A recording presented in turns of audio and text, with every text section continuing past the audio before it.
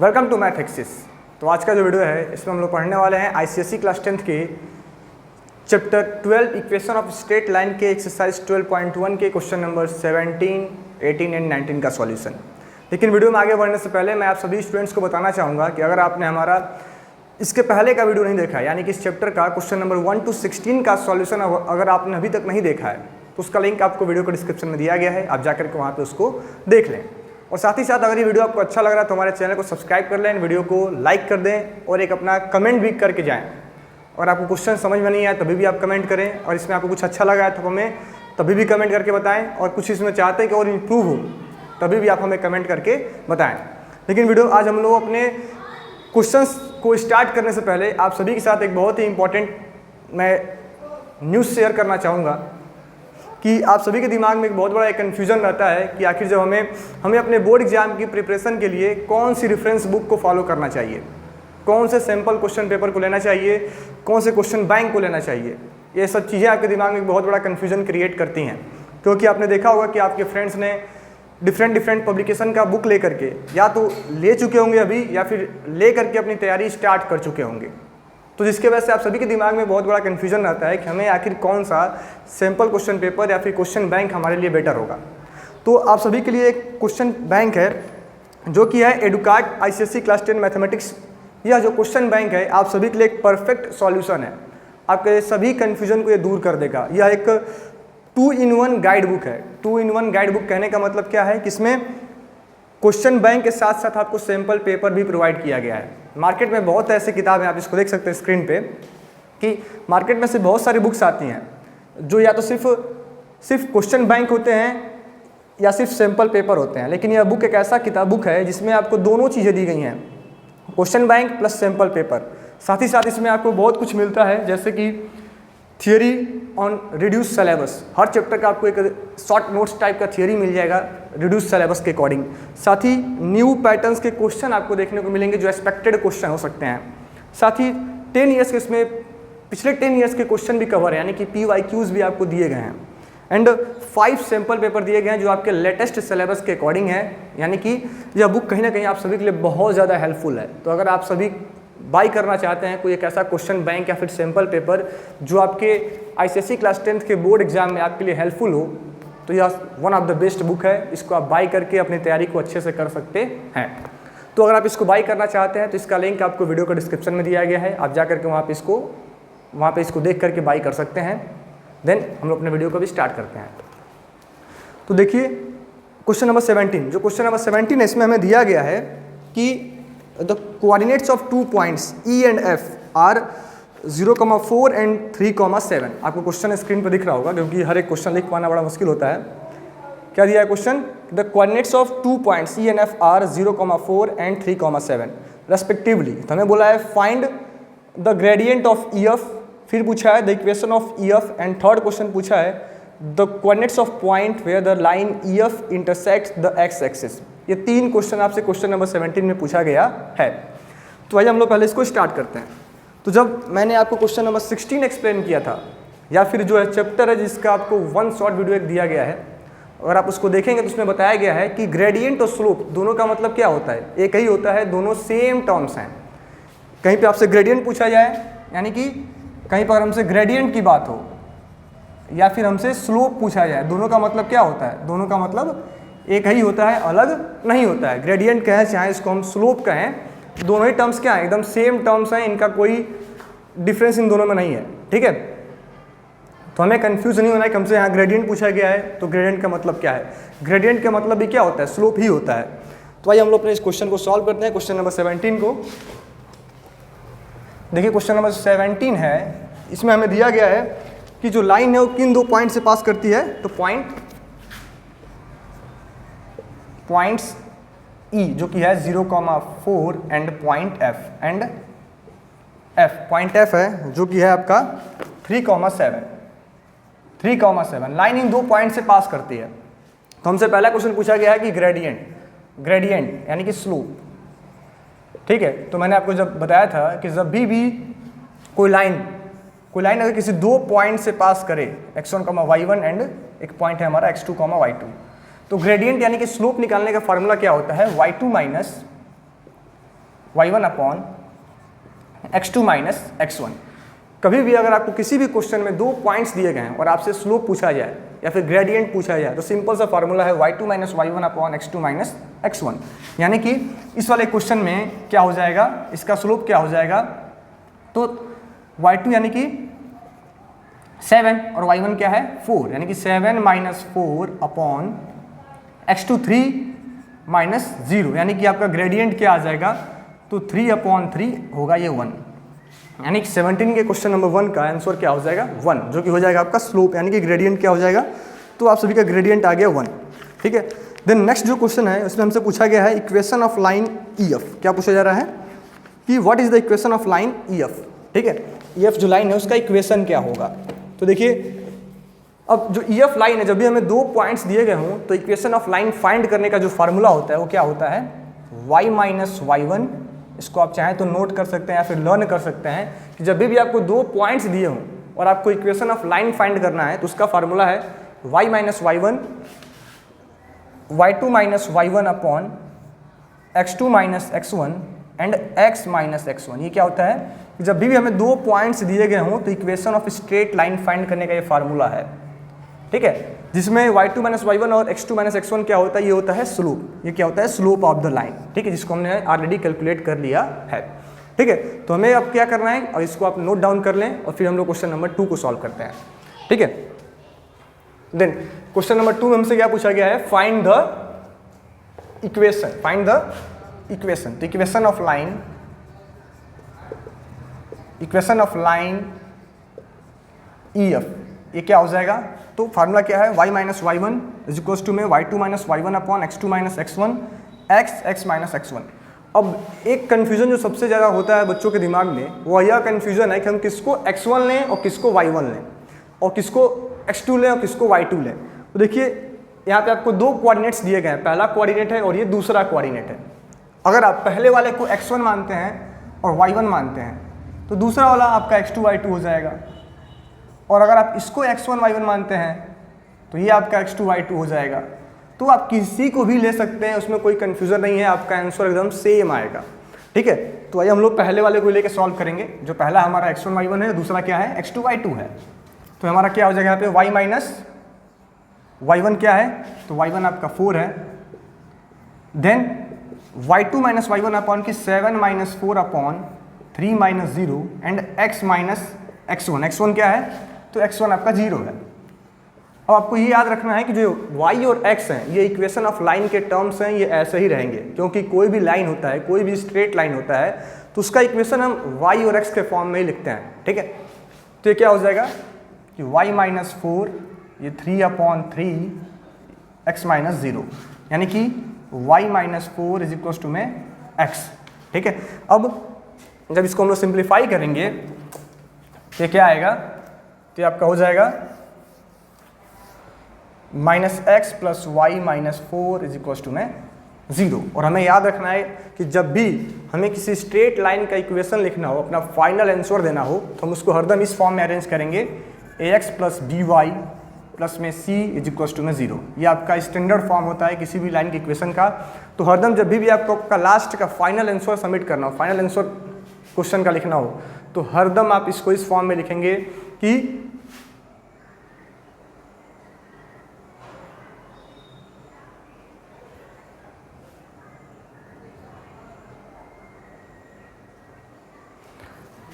तो हरदम आप इसको इस फॉर्म में अरेंज करेंगे ax plus b y plus c equals to में 0, यानी कि क्या हो जाएगा यहाँ पे, तो हम माइनस कॉमन कर लेंगे x minus y plus 4 is equals to में 0, यानी हमारा फाइनल आंसर क्या होगा x minus y plus 4 is equals to में 0। यानी इक्वेशन ऑफ लाइन EF क्या आ गया, x minus y plus 4 is equals to में 0। ठीक है, तो हमें याद रखना है कि कभी भी हमें लाइन की इक्वेशन किस फॉर्म में लिखना है, ax plus b y plus c is equals to में 0, जहाँ पे जो a है आपका कोफिशिएंट ऑफ x है हरदम क्या होगा, पॉजिटिव होगा। इसको हम कभी भी निगेटिव नहीं छोड़ेंगे, इसीलिए मैंने यहाँ पे क्या किया है, मैंने यहाँ पे माइनस कॉमन किया ताकि जो x है वो पॉजिटिव, x का जो कोफिशिएंट है वो क्या हो जाए, पॉजिटिव हो जाए। ठीक है, देन इसमें अब क्वेश्चन नंबर 3 पूछा है कि find the points where the line EF cuts the x axis. ठीक है, क्या पूछा है कि find the point where the line EF cut the x axis. Question number जो 17 का 3 है। ठीक है, तो इसको आप लोग नोट डाउन कर लें, देन हम लोग वीडियो में आगे बढ़ते हैं।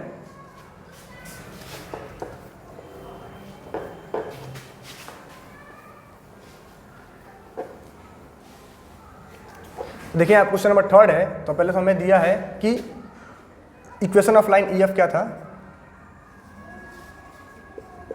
Equation of line E and F क्या आया था कि x minus y plus 4 is equal to में 0। ठीक है, अब हमसे पूछा जा रहा है कि कौन सा ऐसा पॉइंट है जहाँ पे लाइन जो x minus y plus 4 equal to 0 है, यह x एक्सिस को कट करेगा। तो हमें इतना याद रखना है, कोई भी पॉइंट, कोई भी लाइन अगर x एक्सिस को कट करता है तो उस पॉइंट पे इस लाइन का जो y कोऑर्डिनेट होगा वो 0 होगा। वो क्या होगा? 0 होगा। तो आपके बुक में हिंट में एक लाइन लिखा गया है, अगर आपके पास ML अग्रवाल की किताब इस समय होगी और आप उसको ओपन करेंगे तो उसके हिंट में एक लाइन लिखा है कि to find y intercept, to find x intercept put y equals to 0, put y equals to 0 and to find y intercept put x equals to 0। अब ये इंटरसेप्ट का मतलब क्या होता है कि अगर हम ग्राफ ड्रा करते हैं तो ये जो हम अगर कोई स्ट्रेट लाइन ड्रा कर रहे हैं तो जिस पॉइंट पे ये x एक्सिस को कट करता है इसको हम बोलते हैं x इंटरसेप्ट। क्या बोलते हैं? x intercept. और जिस पॉइंट पे y को कट करता है इस डिस्टेंस को हम बोलते हैं y इंटरसेप्ट। क्या बोलते हैं? y intercept. ठीक है, तो अगर हमें यह पॉइंट पता करना है तो हमें सिंपली y को 0 पुट कर देना है x इंटरसेप्ट के लिए, और अगर हमें y इंटरसेप्ट पता करना है तो हमें सिंपली x को 0 पुट कर देना है y इंटरसेप्ट के लिए। ठीक है, तो आप कोई चाहे तो इसको याद कर सकते हैं, या फिर इसका एक और तरीका होता है कि कोई भी पॉइंट अगर x एक्सिस पे लाई करेगा तो उसका y कोऑर्डिनेट क्या होगा? 0 होगा। तो कोई भी पॉइंट अगर x एक्सिस पे लाई करेगा तो कैसा होगा? a, 0 होगा। और कोई पॉइंट अगर y एक्सिस पे होगा तो कैसा होगा? 0, b होगा। तो आप इससे भी कर सकते हैं। ठीक है, तो हम सिंपली क्या करेंगे कि सिंस द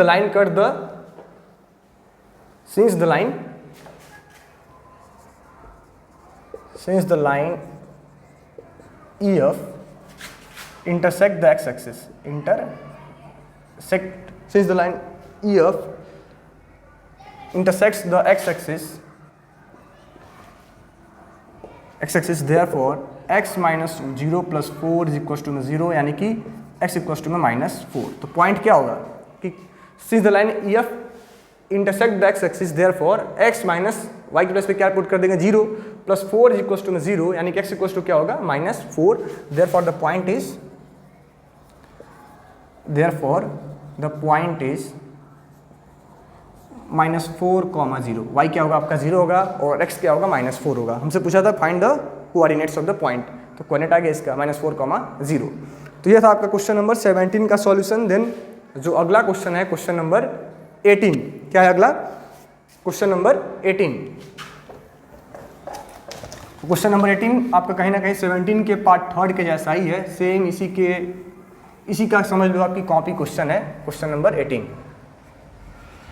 और क्वेश्चन नंबर 18 में हमसे क्या बोला गया है कि find the intercepts made by the line. क्या क्वेश्चन है आप देख लें एक बार कि क्या क्वेश्चन है क्वेश्चन नंबर 18 कि find the intercepts made by the line 2x minus 3y plus 12 is equals to 0 on the coordinate axis। ठीक है, तो हमें इक्वेशन ऑफ लाइन क्या गिवन है?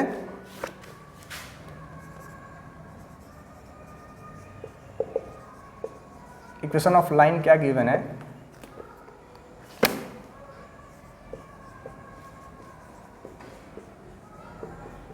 ठीक है, तो देखो इसको हम इसको दूसरे तरीके से करेंगे। मैंने आपको क्वेश्चन नंबर 17 का पार्ट 3 एक तरीके से करके दिखाया है, इसको हम दूसरे तरीके से करने वाले हैं। हमें आप पूछा गया कि फाइंड द इक्वेशन ऑफ, हमें इक्वेशन ऑफ लाइन गिवन है, हमसे पूछा गया है कि find the points where the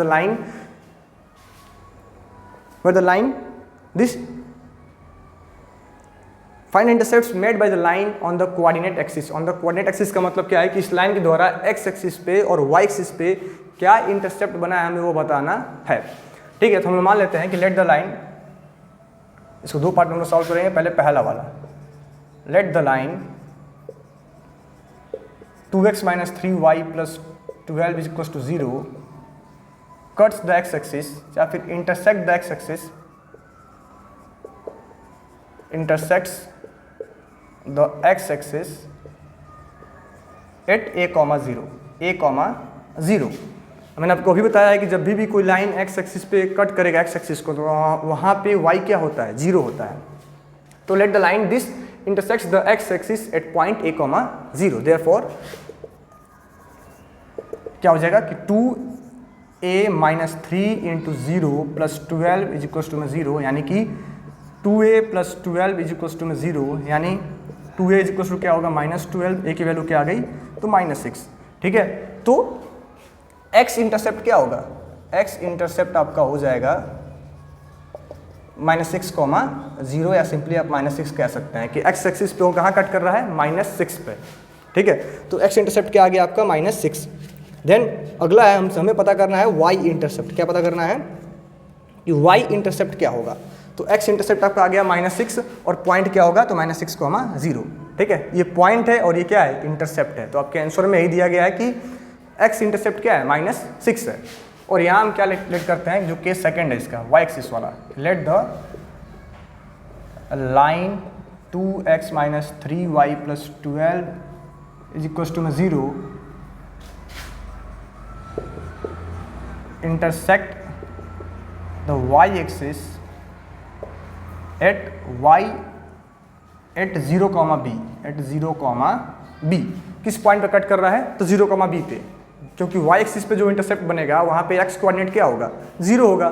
तो जो लाइन है वो कहाँ कट कर रहा है y एक्सिस को 0, b पे। Therefore 2 into 0 minus 3 into b plus 12 is equal to में 0। क्योंकि आपको याद रखना है कि जब भी कोई लाइन किसी पॉइंट से पास करता है, दो जो पॉइंट्स के कोऑर्डिनेट होते हैं वो लाइन के इक्वेशन को सेटिस्फाई करते हैं। सेटिस्फाई करने का मतलब क्या है कि x को हम x के प्लेस पे पुट करें और y को हम y के प्लेस पे पुट करके इसको सिंप्लीफाई करें तो आंसर 0 आना चाहिए। तो यहाँ पे 2 इंटू 0 क्या हो गया 0, minus 3b plus 12 is equal to में 0, यानी कि -3b इज इक्वल टू में -12, 3b क्या आ गया 12 आ गया, तो b क्या आ गया 4 आ गया। यानी कि y इंटरसेप्ट क्या है 4 है और पॉइंट क्या होगा तो 0, 4। ये आपसे नहीं पूछा गया है, बस आपसे क्या पूछा गया है कि y इंटरसेप्ट और x इंटरसेप्ट। तो x इंटरसेप्ट -6 और y इंटरसेप्ट क्या आ गया 4 आ गया। तो ये था क्वेश्चन नंबर 18 का सॉल्यूशन। तो अगर आपको वीडियो अच्छा लग रहा है तो हमारे चैनल को सब्सक्राइब कर लें एंड वीडियो को लाइक कर दें, और साथ ही साथ आप हमें सुपर चैट दे करके सपोर्ट कर सकते हैं। तो अगर आप हमें सुपर चैट देना चाहते हैं तो आपको लिंक दिख रहा होगा, वहाँ पर जाके आप हमें सुपर चैट या फिर सुपर थैंक्स जिसको कहते हैं, क्या कहते हैं सुपर थैंक्स प्रोवाइड करके आप हमें सपोर्ट कर सकते हैं, ताकि और भी ऐसे अच्छे वीडियो आपको हर समय मिलते रहें। देन अब अगला है क्वेश्चन नंबर 19। क्वेश्चन नंबर 19 में हमें क्या दिया है कि फाइंड, क्वेश्चन नंबर 19 में हमें दिया है कि फाइंड, स्क्रीन पर दिख रहा होगा कि क्वेश्चन लिखना पॉसिबल नहीं है। क्या दिया है, find the equation of line passes through point P क्या दे रखा है 5, 1 एंड Q क्या दे रखा है 1, -1। ठीक है, तो हमें पहले एक लाइन का इक्वेशन पता करना है जो इन दोनों पॉइंट से पास करता है, और फिर हमें दिखाना है कि hence so that the points P, Q, R are collinear, P, Q and R are collinear, ये हमें शो करना है। तो पहले आप लोग इसको नोट डाउन कर लें, देन हम लोग इसको स्टार्ट करते हैं।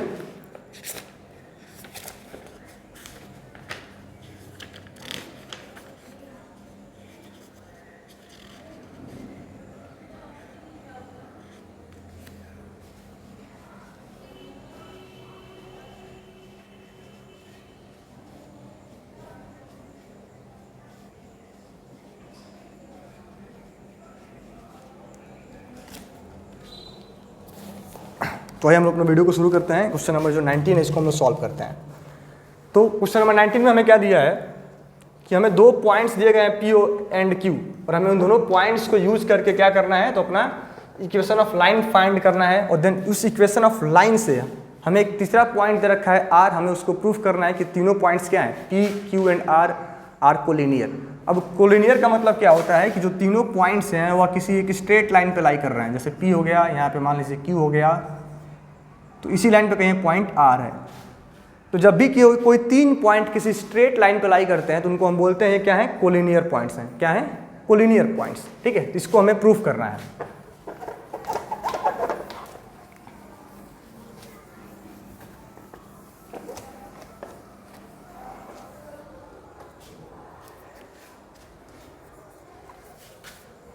तो क्वेश्चन नंबर 19 में हमें क्या दे रखा है, पॉइंट्स दे रखे हैं। P क्या दे रखा है 5, 1 एंड Q दे रखा है 1, -1।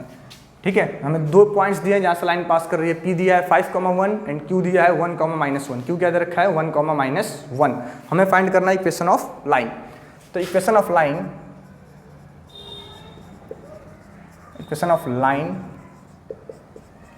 passes through P and Q। P जो कि है 5,1 एंड Q जो कि आपका है 1, -1 इज इक्वल्स टू। ठीक है, तो मैंने आपको क्या बताया था कि जब भी कोई लाइन किसी 2 पॉइंट से पास करे तो उसका इक्वेशन फाइंड करने का फार्मूला है y - y1 is equals to में y2 - y1 upon x2 - x1 bracket x - x1।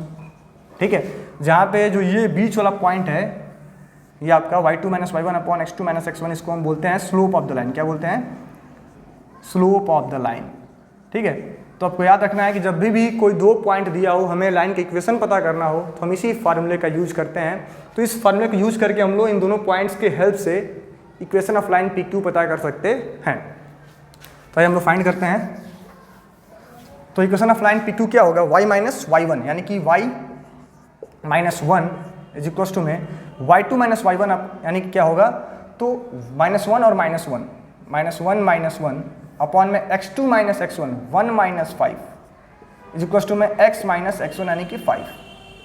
ठीक है, जब इसको हम सिंप्लीफाई करेंगे तो हमें क्या मिलेगा? इक्वेशन ऑफ लाइन कि y - 1 -2 अपॉन -4 x - 5। ठीक है, यानी कि इक्वेशन ऑफ लाइन क्या आ जाएगा कि y - 1 इज इक्वल्स टू में 1/2 x - 5 यानी हो जाएगा 2y - 2 इज इक्वल्स टू में x - 5। यानी जब इसको हम सिंप्लीफाई करेंगे तो -x + 2y -x + 2y -2 + 5 is equals to में 0 यानी क्या होगा? तो इक्वेशन ऑफ लाइन PQ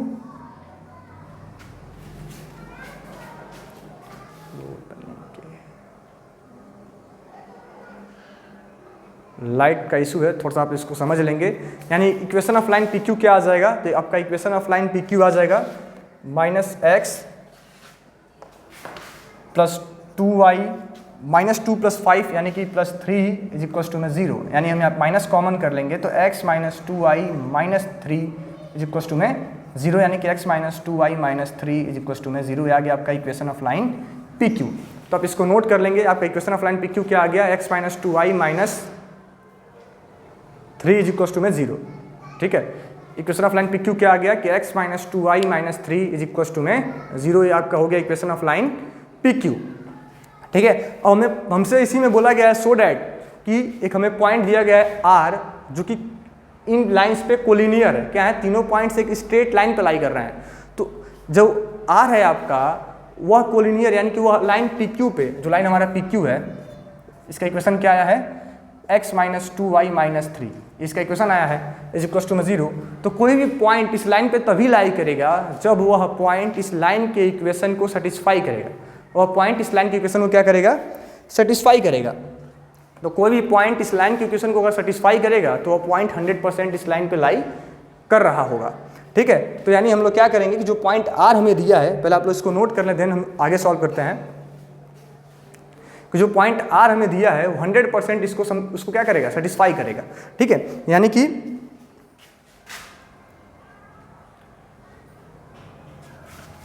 हम लोग क्या करें?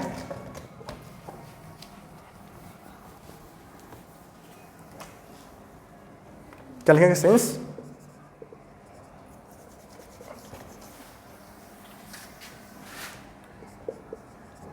The line PQ passes through point R if line PQ passes through point R if क्या हमारा इक्वेशन था लाइन का? लाइन का इक्वेशन क्या था हम लोग का कि x - 2y - 3 is equals to में 0। हमारा क्या था? ये लाइन का इक्वेशन आया था।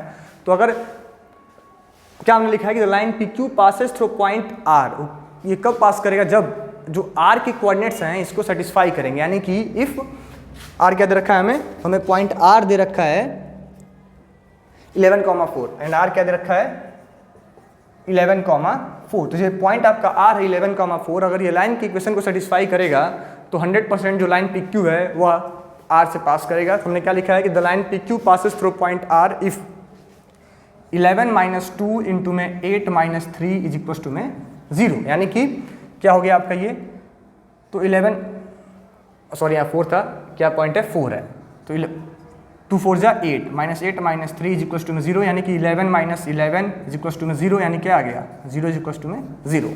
ठीक है, यानी कि 100% जो पॉइंट आर है वो इस लाइन पर लाई कर रहा है, क्योंकि हमने क्या किया, जब x के प्लेस पे हमने x कोऑर्डिनेट पुट किया और y के प्लेस पे हमने y कोऑर्डिनेट पुट किया, तो इसका आंसर क्या आ गया 0 आ गया। इसका मतलब कंफर्म है कि जो पॉइंट r है वो लाइन पी क्यू पे लाई कर रहा है। ठीक है, therefore the points P Q and R are collinear. ठीक है, ये कंफर्म हो गया, जो पॉइंट्स हैं पी क्यू और आर वो क्या है, आपस में कोलिनियर है। तो अगर ये वीडियो आपको अच्छा लगा है तो हमारे चैनल को सब्सक्राइब कर लें एंड वीडियो को लाइक कर दें। Thank you.